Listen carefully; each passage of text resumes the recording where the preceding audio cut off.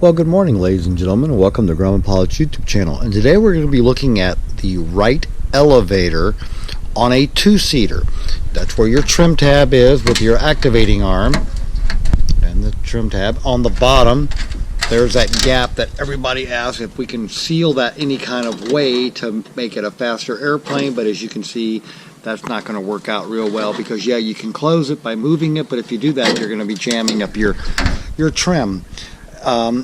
Now the other thing I want to talk about, so now we're going to talk about the bracket that's on the bottom of the airplane, and we can take it off, and as you know, there's a 902.013 bearing right in there, so let's set that aside for a second. But the one I wanted to show you is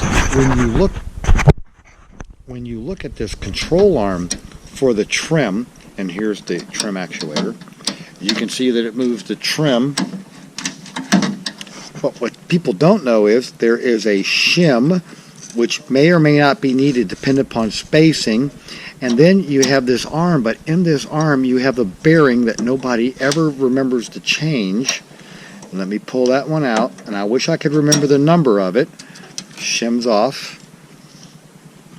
And here we go. Here's the bearing that nobody ever remembers to change on our airplanes. It's a flat bearing in profile. It's missing one rim. So if you've ever got any of those, this is where they go. They go on the torque of the control surface, and then they shim where that goes.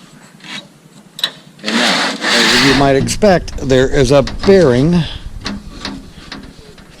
on the other side as well. So there's a bearing on both sides of this actuator arm. So that's a bearing that most people never see, and lucky for you guys that I was going through some stuff in the hangar today organizing it, and I happened to come across this whole assembly with all the proper bearings, and I thought I would share it with you. So this is how it all goes together, and the bearing that nobody's ever seen. So we hope you found all this useful and informative. Thanks for watching, and have a good day flying your Grumman.